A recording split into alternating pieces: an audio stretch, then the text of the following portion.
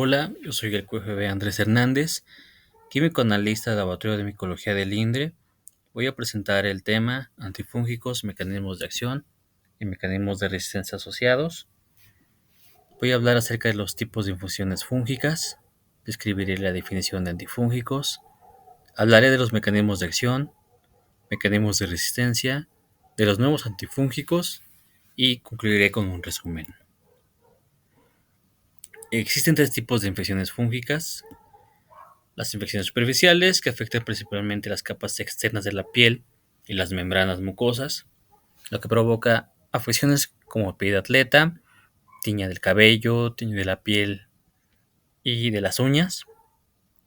Esas infecciones generalmente pueden tratarse con fármacos antifúngicos tópicos. En esta ilustración podemos observar una infección provocada por el dermatofito del género Trichophyton, causando una queratitis. Las infecciones subcutáneas, que penetran en capas más profundas de la piel y pueden afectar órganos situados debajo de la superficie. Como podemos ver en esta ilustración, en una infección provocada por la especie Sporotres brasiliensis, observamos este tipo de lesiones u orificios sobre la piel que están siendo profundos. Sin embargo, también puede ocasionar una infección en la mucosa ocular, afectando a este órgano. Las infecciones sistémicas, que tienen un impacto más grave, afectan a órganos y sistemas internos. Ejemplos de ellas son la candidiasis y la aspergilosis, que ponen en peligro la vida y causan la muerte, especialmente en personas con un sistema inmunitario comprometido o suprimido, por lo que, al igual que otras infecciones, requiere de un diagnóstico y tratamiento oportunos. En esta ilustración podemos observar diversos nódulos que está causando una infección diseminada por Aspergillus.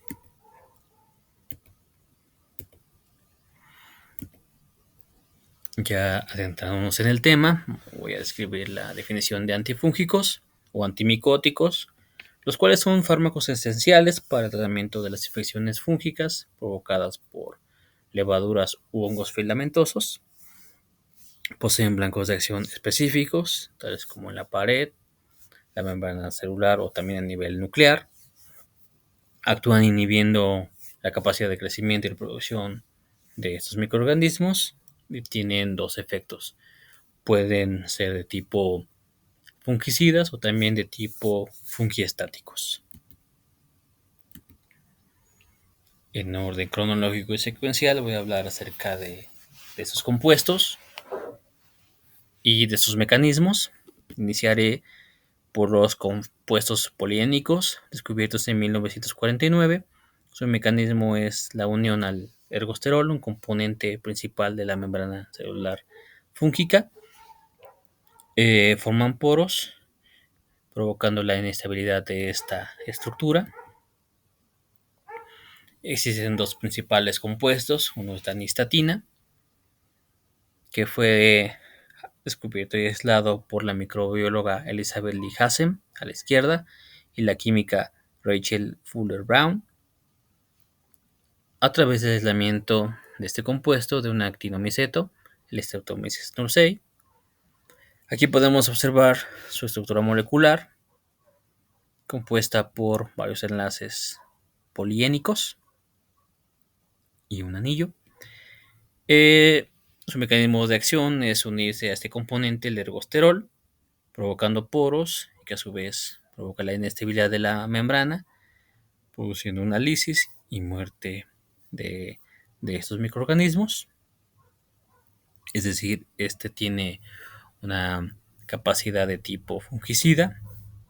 Entre sus características son de ese amplio espectro contra varias especies, una baja tasa de resistencia, sin embargo tienen baja solubilidad y disponibilidad, y se utiliza como un tratamiento tópico para infecciones de tipo oculares, queratitis, dermatofitos del género Trichophyton, Microsporum y Epididymophyton, por lo cual puede ser utilizado en infecciones de tipo superficiales.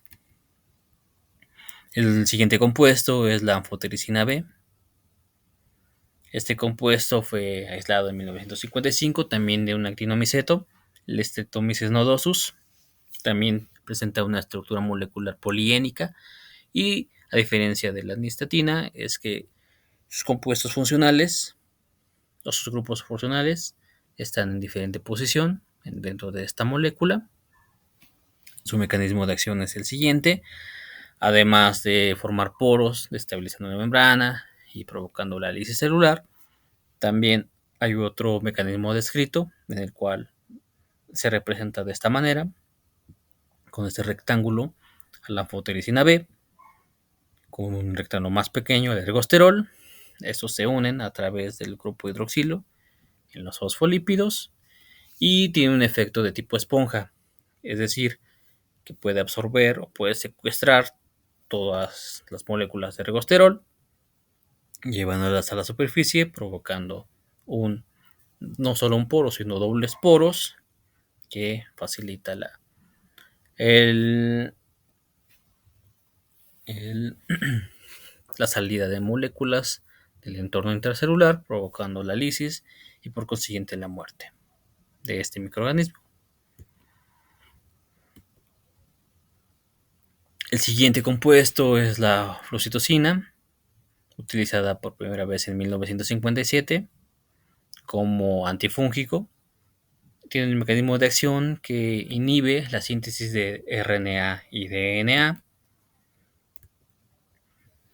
Está compuesto 5-fluorocitosina, tiene una estructura semejante a la pirimidina e ingresa a la célula a través de una citosina permeasa.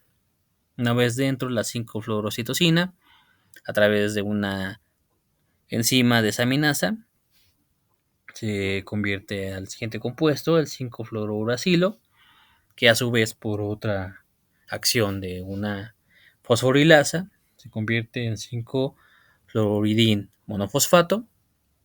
Esta molécula tiene la capacidad de no formar una síntesis incorrecta de RNA y por consiguiente una inhibición en la síntesis de proteínas, o también puede este compuesto provocar la inhibición de la síntesis de DNA. Se utilizó como agente antifúngico en 1968 por primera vez. Tiene un espectro limitado de especie, en especial contra levaduras, tales como albicans, Candida parvospilopsis, Candida tropicalis, Clavispora lusitania, antes denominada Candida lusitania, Caromices glabratus, antes llamada Candida glabratus, Candida glabrata, y también es efectivo contra el complejo de especies de Cryptococcus. Su disponibilidad lo podemos encontrar en para vía oral y para vía intravenosa. Tiene una reducida toxicidad, sin embargo tiene reacciones adversas. Puede producir leucopenia o hepatitis. Para tratarla se ha utilizado un tratamiento combinado junto con anfotericina B o voriconazol para tratar la meningitis causada por el complejo de especies de Cryptococcus.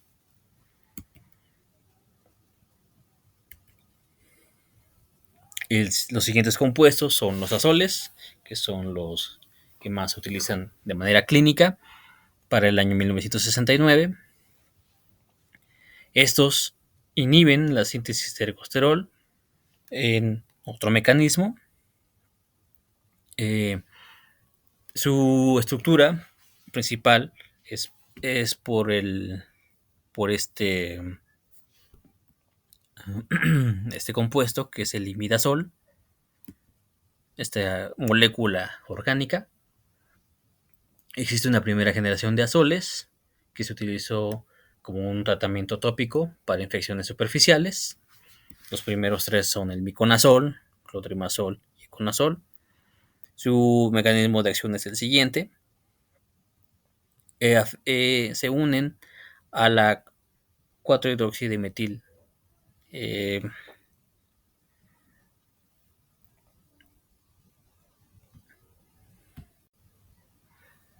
su mecanismo de acción de estos compuestos es la inhibición de la enzima lanosterol 14-alfa desmetilasa, que es responsable de la síntesis de ergosterol. Esta enzima es codificada por el gen ERK11. Una vez que es inhibida la síntesis la actividad de esta enzima, provoca que se formen esteroles de otro tipo que son tóxicos para estos microorganismos, provocando un estrés en la membrana y por consiguiente la ruptura, la desestabilidad de esta estructura, lo que provoca un efecto fungiestático para que ingrese el sistema inmunitario. La siguiente generación es de un anillo trisólico, llamados así los compuestos triazoles, que tienen una mayor solubilidad en agua, una mejor penetración a la barrera hematoencefálica, su disponibilidad es oral vía intravenosa, tiene la ventaja de que se puede administrar en altas dosis, tiene mucho menores efectos toxicológicos y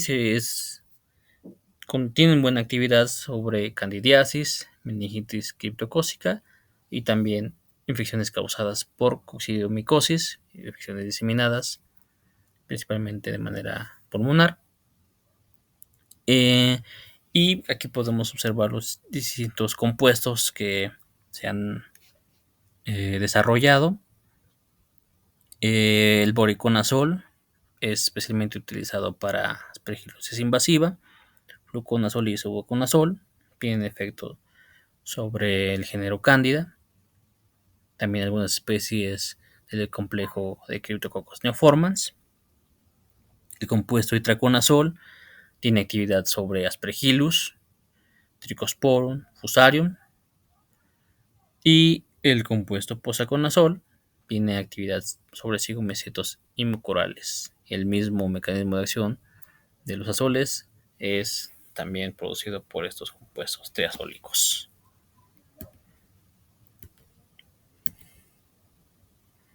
El siguiente grupo que vamos a discutir es el grupo de los equinocandinas,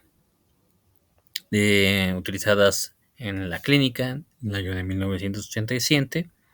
Estos compuestos actúan inhibiendo la síntesis de glucanos. Estos compuestos a su vez son componentes de la pared celular. Los principales compuestos desarrollados son la anidulafungina, caspofungina y micafungina. Tienen las características de que son solubles en agua, se administran por vía intravenosa ya que tiene una muy baja absorción gastrointestinal. Además tienen la ventaja de tener una tasa de resistencia baja. Tienen pocos efectos toxicológicos ya que actúan específicamente sobre la pared celular de estos microorganismos. Tienen actividad sobre los siguientes géneros: Cándida, Aspergillus, Cryptococcus, Fusarium y los mucorales. Aquí podemos observar sus estructuras, que son muy semejantes, varían en los grupos funcionales. Y vamos a ver su mecanismo de acción. Este esquema ilustra la pared celular de una célula levaduriforme, los componentes desde el interior hasta el exterior, comenzando por el citoplasma o citosol, seguido por la membrana celular, en el cual se encuentran unidas dos proteínas, Rho1P y FKS1P. A continuación, una capa compuesta por polímeros de quitina, beta-1,6 de glucanos. Los siguientes compuestos son beta-1,3 de glucanos. Los siguientes polisacáridos son O-mananos, glicoproteínas unidas a GPI y finalmente en la capa exterior N-mananos. La síntesis de los carbohidratos beta-1,3 glucanos está mediada por la enzima beta-1,3 de glucansintasa, la cual permite polimerizar estos monómeros de glucosa para formar la cadena de glucanos.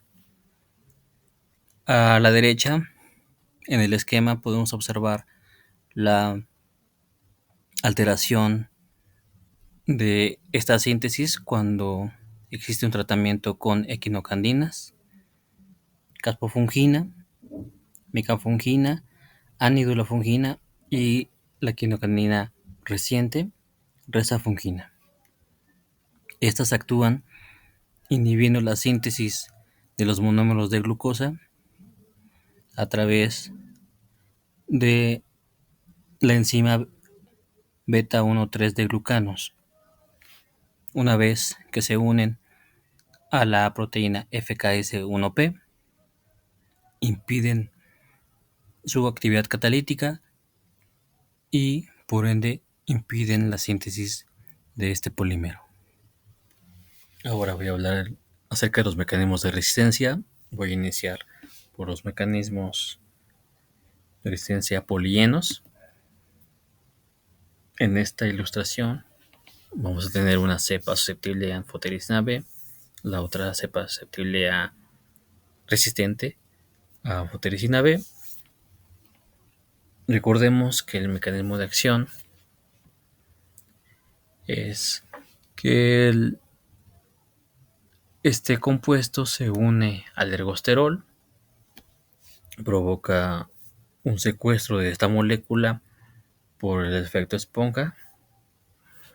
Esto provoca una permeabilidad de la membrana a través de estos canales para este ingreso, además que reactiva sustancias tales como radicales libres y sustancias reactivas de oxígeno u oxidantes que van a actuar a nivel nuclear, a nivel de proteínas del citoplasma y a nivel mitocondrial, provocando la disfunción de este organelo, el daño a proteínas y la activación de la síntesis de proteínas apoptóticas que provocan la muerte.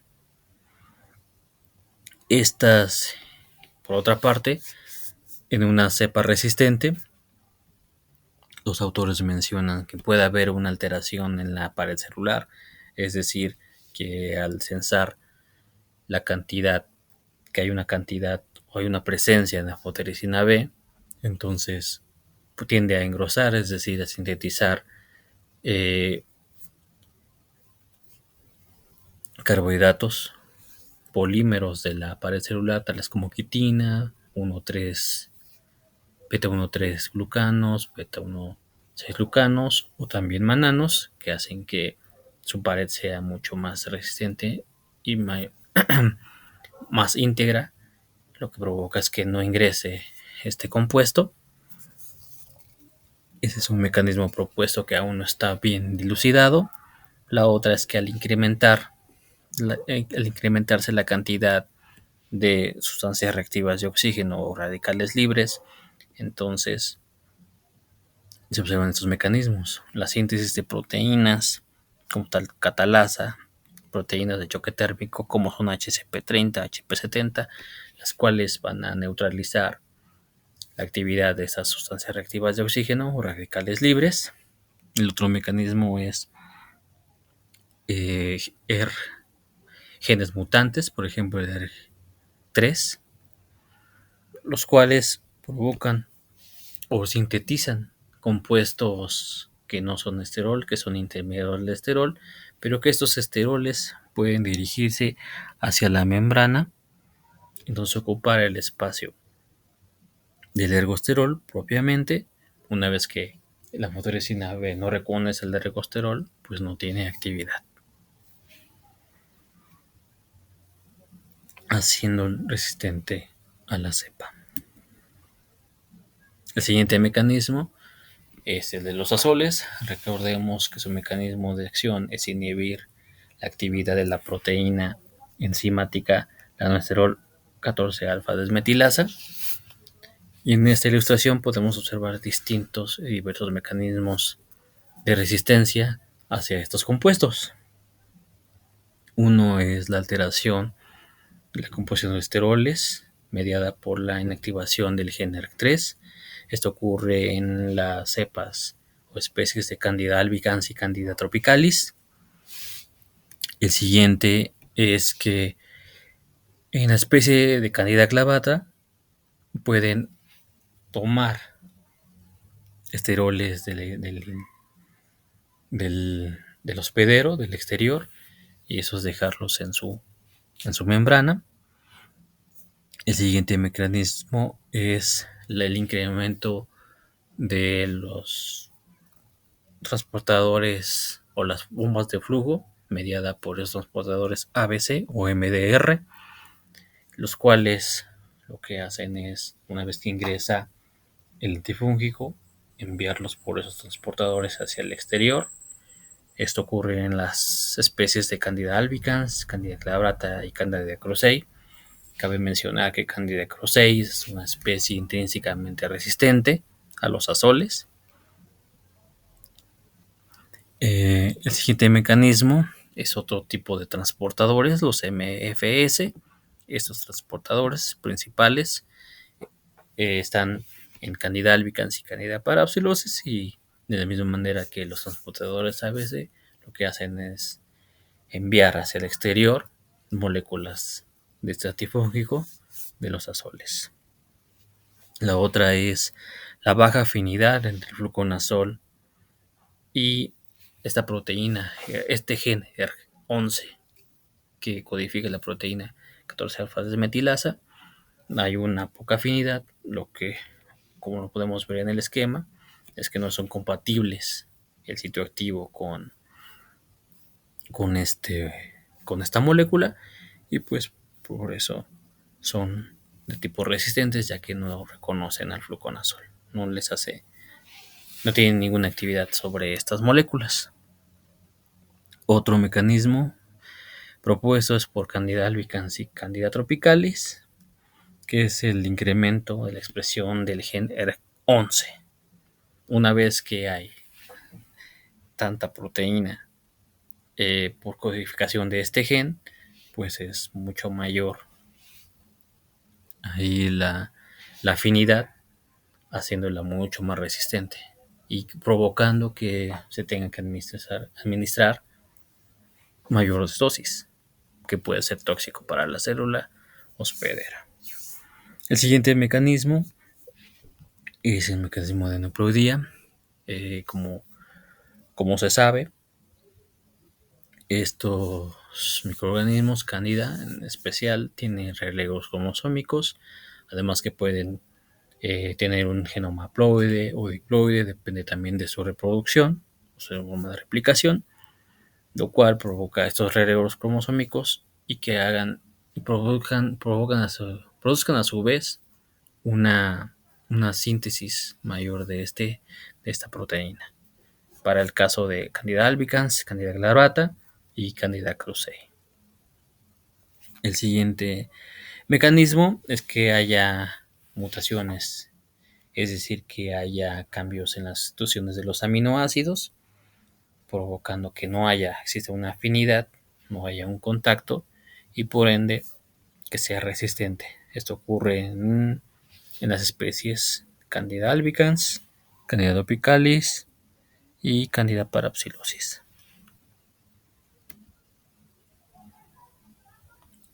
Aquí vamos a observar los mecanismos de resistencia para un hongo filamentoso, en el cual vamos a observar en este esquema que también este microorganismo tiene la capacidad de atraer colesterol de la célula hospedera, y esto llevarlo a su membrana, provocando que no esté solamente compuesta de esterol, sino también de un análogo que es el colesterol. En estas figuras triangulares se ilustra a los azoles, los cuales no pueden entrar. También puede ser debido a un engrosamiento de la pared celular. El otro mecanismo también se debe a la proteína HCP90, que puede ser activada por calcineurina, el cual también impide que haya una entrada de este azol. El otro también, otro mecanismo, a la derecha podemos observar que también tiene transportadores de tipo ABC que sintetizan proteínas exportadoras con bombas de flujo que también expulsan hacia el exterior a este antifúngico. Además de tener ABS, también es MSF, los principales que ayudan al microorganismo que no sea atacado por estas moléculas. El otro mecanismo descrito es muy semejante a las levaduras. Habíamos visto que se trata de el gen ER11, mutaciones en el gen 11. En el caso de las cepas Aspergillus, el gen es el CYPS1A. Este también tiende a tener una sobreexpresión, por lo cual es una mayor cantidad de de la proteína, la 12 desmetilasa, provocando que también requieran de altas dosis de fluconazol, porque la dosis anterior pues, no es suficiente, lo que provoca una resistencia, la sobreexposición de esta molécula. Sobreexpresión, quiero decir. Y la siguiente es que no haya unión, es decir, que haya una mutación en este gen, lo cual provoque que haya una sustituciones en aminoácidos de la proteína y por lo cual no sean afines estas moléculas y por lo tanto no la reconocen y pueden ser exportadas hacia el exterior por nuevamente las bombas de flujo y entonces no actuar sobre cepas de, de este género Aspergillus. El otro mecanismo es el mecanismo asociado a los compuestos que actúan sobre la pared celular, que son las equinocandinas. A la izquierda podemos observar que no hay una actividad de la equinocandina. Recordemos que la equinocandina actúa sobre la síntesis de 1,3 beta de glucanos y el gen asociado es el gen FKS1. Es el blanco de acción de las equinocandinas a través de la sintasa beta 1,3 beta sintasa. Entonces, una vez que no que hay una actividad diferente de este gen, no la equinocanina no tiene actividad. Otro mecanismo propuesto es que una vez que sensa las cepas resistentes que exista esta molécula de equinocandinas, hay una regulación regulación o remodelación de la pared celular, es decir, ya no solamente se sintetizan beta 1,3 de glucanos, pueden sintetizarse beta 1,6 glucanos o masquitina, por ejemplo. Entonces, como también hay una sobreexpresión, pues la equinocanina no actúa en su totalidad. Bien, una vez que hemos revisado los mecanismos, vamos a ver ahora los nuevos antifúngicos. Bueno, pues se han propuesto ahora diferentes compuestos con actividad antifúngica.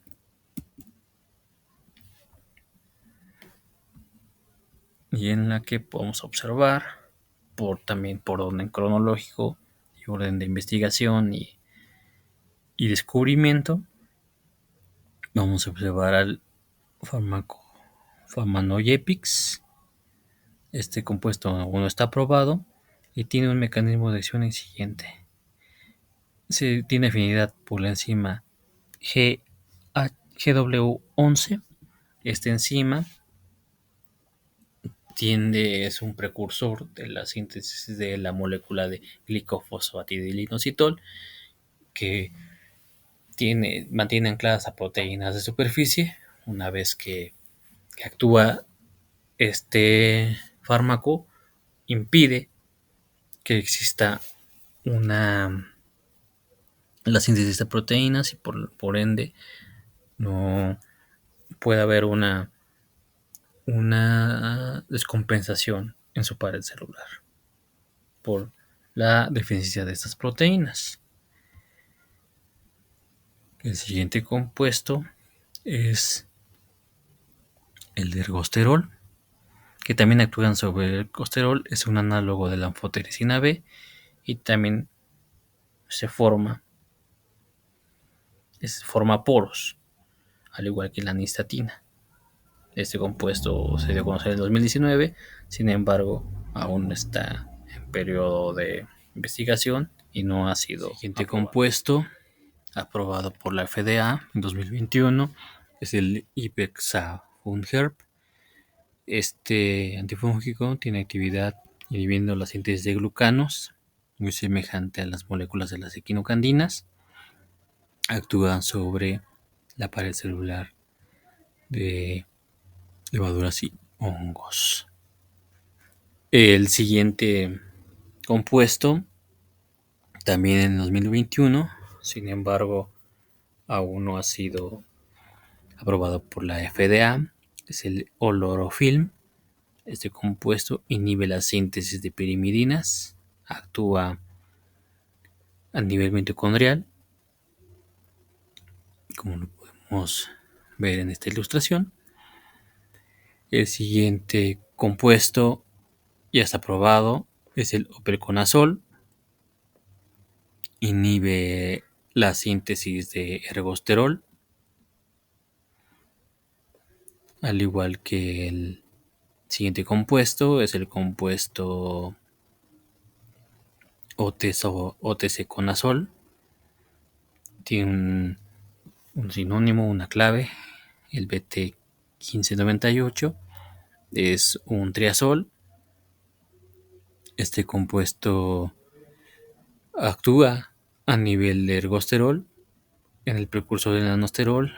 A nivel enzimático provoca que no exista una síntesis de este compuesto, al igual que todos los demás azoles, y por consiguiente no haya síntesis de este compuesto. Recordemos que actúa sobre la enzima anosterol 14-alfa de metilasa. El siguiente compuesto es la resafungina. Esta es un compuesto semejante a las moléculas de quinocandinas. Podemos decir que es de la familia de esos compuestos. Ya está aprobado por la FDA. Y al igual que las otras equinocandinas, también actúa a nivel de pared celular, inhibiendo la síntesis de beta 1,3 de glucanos.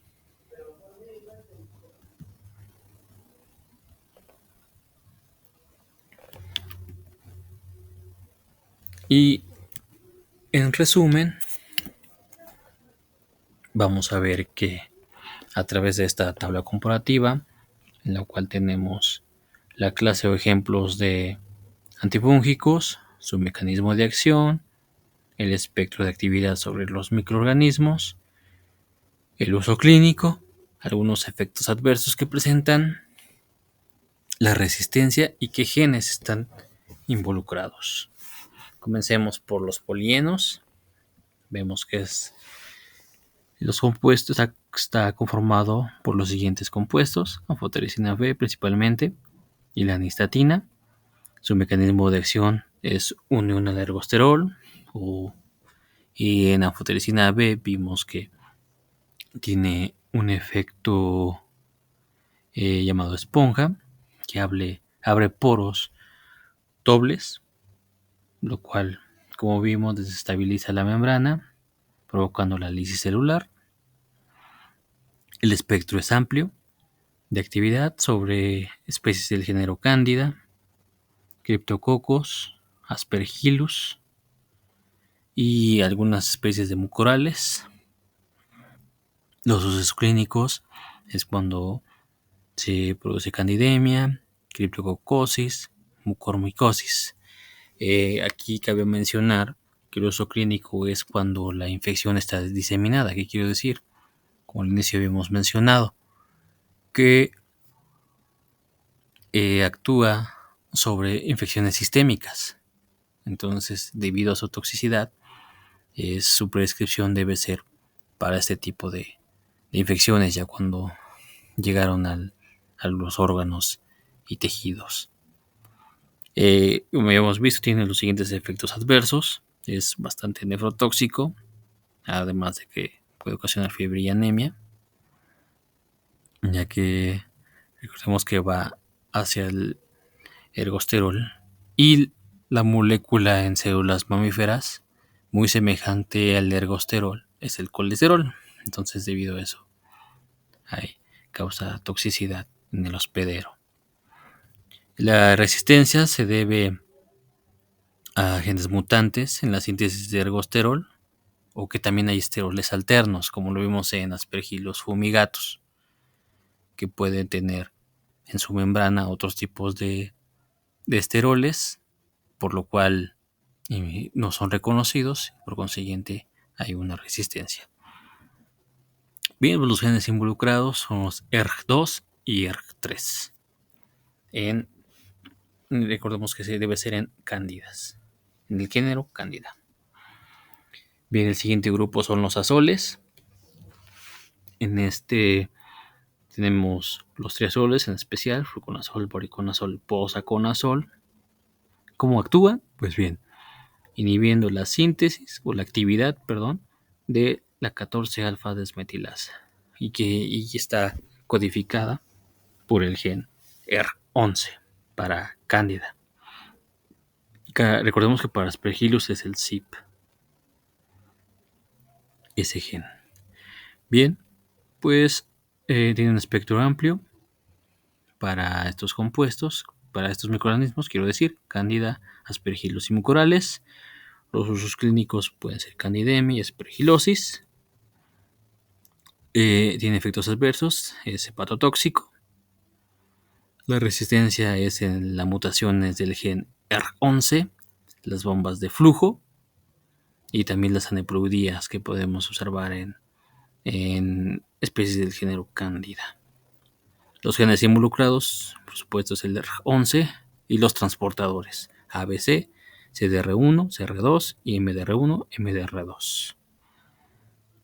Bien, el siguiente ejemplo son las equinocandinas. Recordemos que están conformadas por la anidolafungina, caspofungina y micafungina. Inhiben la síntesis del beta-1,3 glucanos en la pared celular. Su espectro es hacia cándida, especie de Candida aspergillus. Los usos clínicos, recordemos que aquí voy a ser enfático y resaltar que es para infecciones invasivas. Aunque tiene pocos efectos adversos, y para evitar resistencias o que adquieran mecanismos de resistencia es mejor utilizarla cuando se tiene una infección invasiva y no utilizarla en una infección superficial o subcutánea. Son bien toleradas, no hay efectos adversos y recordemos que son específicas, solo estas especies de hongos y levaduras tienen en su pared celular beta-1,3 de glucanos. La resistencia son mutaciones puntuales en el gen FKS. Aquí lo menciona FKS1 y FKS2. FKS1 es para las especies de Candida albicans y se ha encontrado este FKS2 en especies de Candida glabrata. El siguiente ejemplo es la flucitocina. Tiene un mecanismo de acción por la inhibición de la síntesis de DNA y RNA. El espectro, como vimos, es para criptococos y especies de cándida, que uso combinado con boriconazol o anfotericina B puede ser utilizado en la meningitis criptocócica. Tiene efectos adverso sobre la médula ósea, suprime la síntesis y la producción de células inmunitarias. Tiene una resistencia hacia la permasa, son solamente genes mutantes, el FCY1, el URA3 y URA5. Esto es en el complejo de especies de Cryptococcus neoformans. Otro clase de ejemplos son las alaminas, terminafinas. Estos son compuestos que no mencioné. Sin embargo, solo se utilizan como uso tópico debido a su alta hepatotoxicidad. Inhiben la escualenoxoposidasa, es un intermediario de la síntesis del ergosterol.